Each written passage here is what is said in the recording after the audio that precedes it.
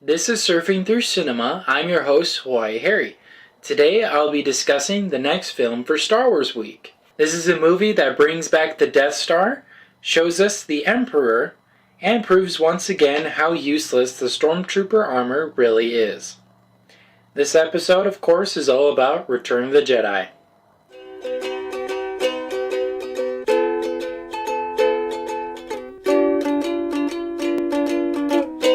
Okay, so some technical details about Return of the Jedi. So, it took 6 people to operate the Jabba the Hutt animatronic, with one person operating the eyes, one operating the mouth, one operating the tail, and so forth. And the total cost of it was about well over $100,000, and it weighed over 2,000 pounds. So this thing was a hefty, large puppet. And they tried to do the same thing for the Rancor, but kind of similar to like Godzilla, where it was a guy in a suit, but they never could get it to work quite well. So they decided to do what's called high motion animation, where they animated the creature really, really fast and then they slowed it down. And which turned out to be great for the movie. The Rancor looks very menacing, very scary, and it worked very well for it.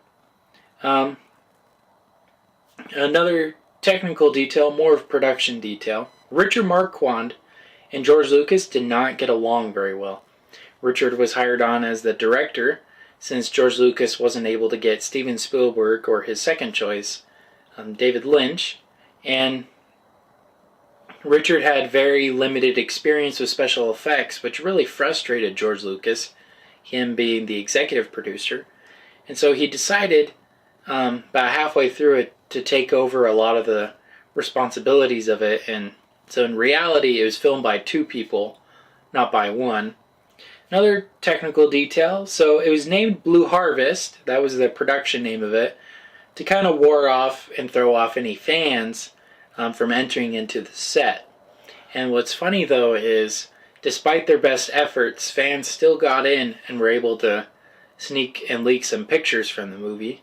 Which brings up an interesting point. Maybe this is one of the first instances where, fans are trying to find secrets and all of that about upcoming movies. Because before, no one really cared. No one really cared about what was happening on sets. So I think this movie is kind of what has led to what we know now as like movie news and all that stuff, which sometimes can get a little overwhelming and a little repetitive, but nevertheless, this definitely inspired that type of thing.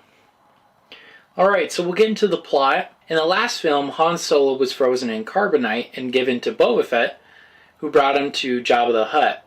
So the film starts off with Luke Skywalker and gang trying to help Han Solo get out of Jabba's palace. And, first it's Leia and the droids, and they're able to free Han Solo from the carbonite, but they all get captured in the process. So Luke comes along. He tries to make a bargain and a deal with Jabba, but Jabba's not having it. So he puts him in the Rancor pit, and Luke has to prove himself because he doesn't have his lightsaber with him, so he defeats the Rancor, much to the dismay of Jabba. So he decides the ultimate punishment to put him into the Sarlacc pit. But it seems Luke has already had this planned out, because once he's on the sail barge, R2-D2, who's on the other one, he has his lightsaber, throws it to Luke, and Luke is able to escape and also help his friends escape as well. And they're able to defeat Jabba the Hutt and blow up the sail barge and most of the enemies. And then they fly off into their separate ways, with Luke going to Dagobah and the rest joining up with the rebellion. And so Luke, he goes back to Dagobah and finds Yoda, who's now it's been a year since the events of Empire, so he's aged a little bit more, and he's starting to die. And he does confirm that Darth Vader is in fact his father. And interestingly enough, George Lucas initially didn't have a scene planned out to have Yoda in it, but he After consulting with a child psychologist, he decided to insert the scene because he recognized children would never be able to accept that Darth Vader was Luke's father unless there was actual verbal confirmation from one of the good guys. So that's why they added in Yoda. And he does confirm it, and Yoda dies. He gives up the ghost, and then Luke runs into Obi-Wan Kenobi, who's a ghost, and Obi-Wan tells him that yes, in fact, Anakin Skywalker turned into Darth Vader. Luke also learns that Leia is in fact his twin sister. And so, with this information, he then goes to join up with the fleet, and the rebellion, they're going to the Force Moon of Endor because on Endor there's a shield generator, and this shield generator is covering and preventing them from entering the new Death Star because they found the small weakness in that one too. Luke, Han, Leia, and others, they fly down to the Forest Moon to find the shield generator's operating room because their plan is to blow it up. And in the process, they get captured by Ewoks, who are kind of teddy bear looking creatures, but who are also indigenous to the planet, so they have like spears and rocks. And they decide to unite together to fight against the Empire. They're able to find where the shield generator is at, and right as they're about to sneak up upon it, one of the Ewoks, he just runs up and steals one of the speeders, and he gets chased by other stormtroopers. But in the process, there are other stormtroopers who are also on speeders, and they fly away, so Luke and Leia follow them to make sure they don't tell anyone that they're there, trying to infiltrate the base. And then Han and Chewbacca, they then go inside of it to set up the charges to blow it up. They're able to blow up parts of it, and in the evening they start celebrating their success, and Luke senses that Darth Vader is now on the planet, so he goes and meets him, and Darth Vader takes him to the Emperor on the Death Star. And on the Death Star, we learn that the Emperor actually allowed the rebels to find the weakness, and he has a huge fleet of Star Destroyers waiting for the rebels' ships coming in, and there's a huge battle that ensues before they could even get to the Death Star. And not only that, Han and gang, they're surrounded by tons of stormtroopers, and they're not able to blow up the generator. And then the Ewoks come along, and they have giant logs and sticks, and they start taking down the Imperial walkers and all kinds of things, causing all kinds of chaos. And eventually they're able to blow up the shield generator. And so with that, now the starships can fly into the main reactor to blow up the Death Star. And so while that's going on, Luke is up in the throne room with Darth Vader and the Emperor, and Luke and Darth Vader start fighting because Luke realizes his destiny is to fight his father, but he's kind of reluctant to do so because he could still sense the good in him. Eventually, though, Vader finds a weak spot, which is Luke's friends, and in particular Leia, and Luke, acts out in rage and cuts off Darth Vader's hand, which the Emperor is just absolutely pleased with. And then Luke realizes that this is what would lead him to turn to the dark side. So he throws away his lightsaber, and he refuses to slay his father. Then the Emperor starts electrocuting him. Darth Vader gets up and he realizes that the Emperor is killing his son. So he picks up the Emperor and throws him down this he throws him off the catwalk they're on to his death, and he explodes. And then Lando and his crew, they've been flying into the shield into the main reactor. They're able to blow up the Death Star, and just before it completely blows up, Luke gets out with Darth Vader, and they fly down to Endor. Luke has a funeral for his father. He burns him on this pile of wood, and then it cuts to all the rebels celebrating with the Ewoks that the Empire has been defeated. They can now be free. And then Luke looks off in the distance and he sees Force ghosts of both Obi-Wan, Yoda, and then his father. And he has a smile on his face and he realizes his father has definitely been redeemed. Alright, well that's the plot to Return of the Jedi. I'm going to go on a break real quick, but first, here's a message from our sponsor. This podcast is brought to you by Anchor. If you haven't heard about Anchor, it's the easiest way to make a podcast. Here's how. It's totally free. There are tools that allow you to record and edit your podcast from your computer and even your cell phone. But that's not all. Anchor distributes your podcast for you so it can be heard on Spotify, Apple Podcasts, and many, many more. You could even make money from your podcast with no minimum listenership. Anchor is everything you need to make a complete podcast all in one small place.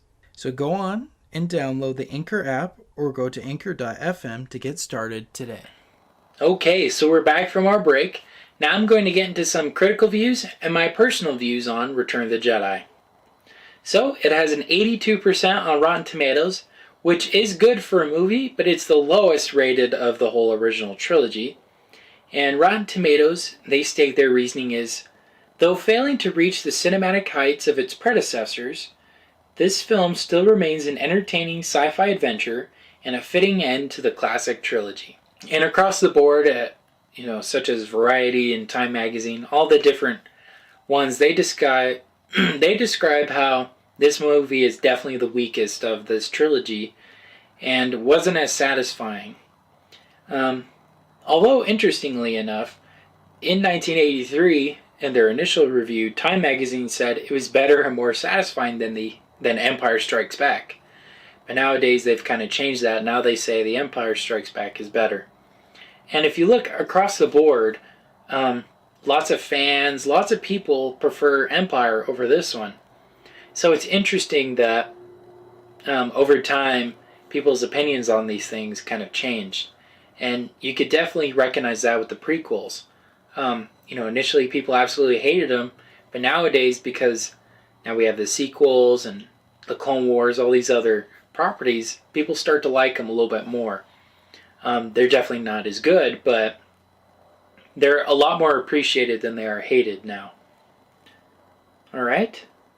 Then Variety magazine, discussing about Return of the Jedi, says, Mark Hamill's not dramatic enough to carry the plot along.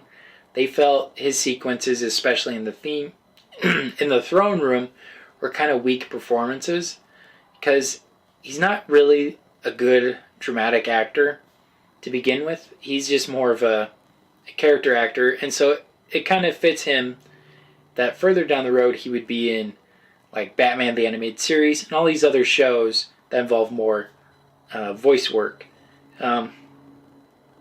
They also state that Harrison Ford, he's present more in body than in spirit. Many, especially George Lucas, were worried that Harrison Ford would not return because he had just made that deal with Lucas for Indiana Jones, which had made him a lot more successful and a lot more popular. But he agreed to come back, and but you could kind of tell he took a more backseat approach to him this time around. He wasn't as outgoing and energetic. He seemed pretty. He was just there. He didn't seem completely like Han Solo. Yeah, those are critical views. Like I said, across the board, people consider this to be the weaker of the original trilogy, but it's still a good movie. Just like how with the Godfather trilogy, the first two are like out of this world, phenomenal and amazing, but then the third one is just okay. But compared to other movies, it's still pretty good. It's still pretty good. So I kind of feel it's the same with this. So speaking of, we'll get into my personal views. I think it's a good movie, not a great movie. I definitely can tell they were focusing more on the child audience. Trying to sell more toys, especially with all the Ewoks and all of that. I remember as a kid when I grew up watching it, I really, really liked it. Probably because of that. But now that I'm a little bit more older, I recognize more of the flaws in it than I did before. And speaking of, I noticed a lot of, this time around especially, I noticed a lot of production mistakes. In particular, there's a scene with Boba Fett, and multiple really, where they keep reversing his little flap he's got. And the reason, of course, is they had to flip the shot. And had he not had that little flag thing, we probably would have never noticed. But it just shows that the director, he was not very conscious. He was not a very great director. I think he was very overwhelmed with this huge project, I imagine. So there are a few scenes like that where you realize like they had to flip it around just so that it would make sense with the 180-degree rule. Because I definitely recognized a few times they definitely broke it. Yeah, I think he was just inexperienced and probably wasn't ready enough to do something this major. And which makes sense, afterward he didn't do anything like that, and unfortunately he died in 1987, only 4 years after this movie. So it'd be interesting to see what George Lucas's other choices would have done. I'm more curious to see what David Lynch would have done. Even though he said he would never do a movie like this, he made Dune like not long after, so I just think he didn't like George Lucas, to be honest.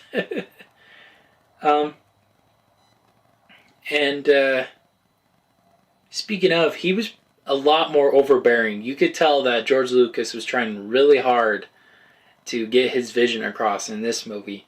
Because the last one, The Empire Strikes Back, went way over budget, way behind schedule, so he made sure that that did not happen in this one.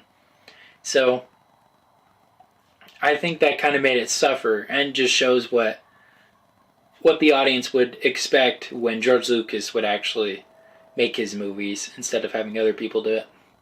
It's not talked about as much, but this movie I feel has far worse changes as a result of the special edition of it. Everyone always talks about Han shooting first and all that, but that's one minor scene. Like, let's be real, that's not a very major scene in the movie, but... And I guess these points I have aren't really major either, but they changed whole songs in this. And like there's one in Jabba's Palace. There was another one before, and they replaced it. Not only the song itself, but they added a CGI model instead of it being the puppet it was before. They added some new dancers to it.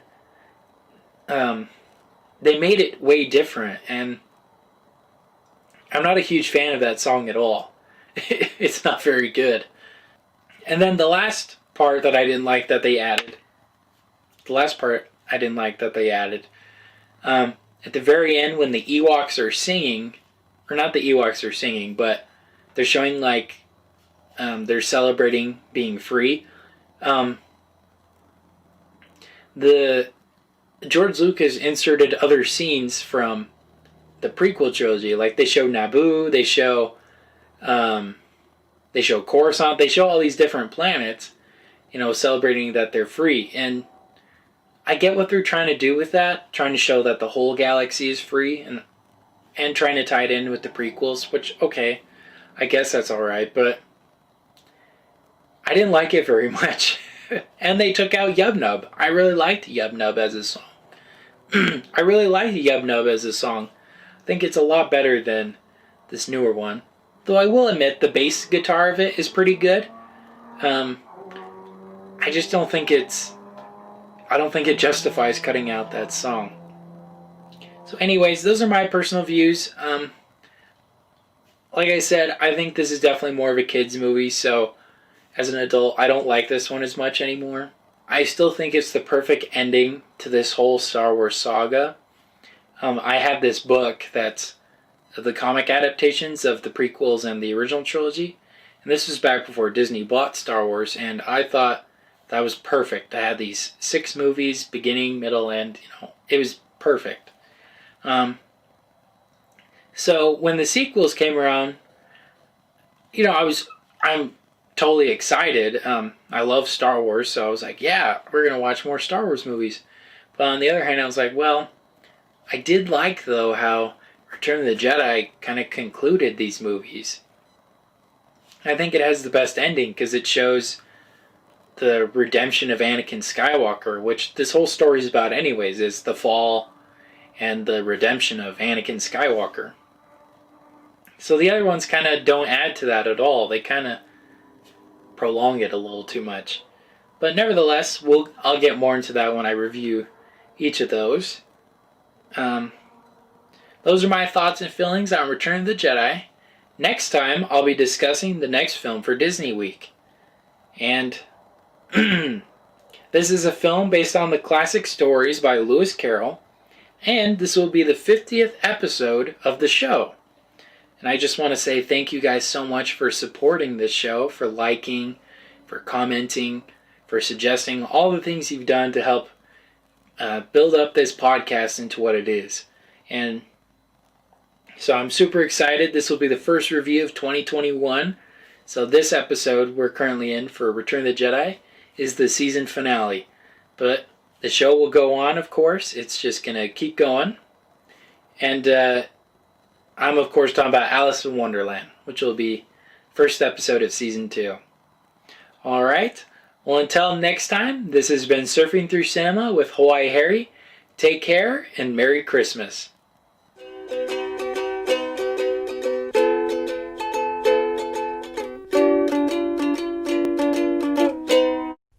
Thank you for listening to Surfing Through Cinema. Make sure to check us out on Facebook at Surfing Through Cinema with Hawaii Harry and on Instagram with Surfing Through Cinema. We also have a website, www.anchor.fm/Surfing Through Cinema, where you can learn more details on upcoming episodes and on past episodes.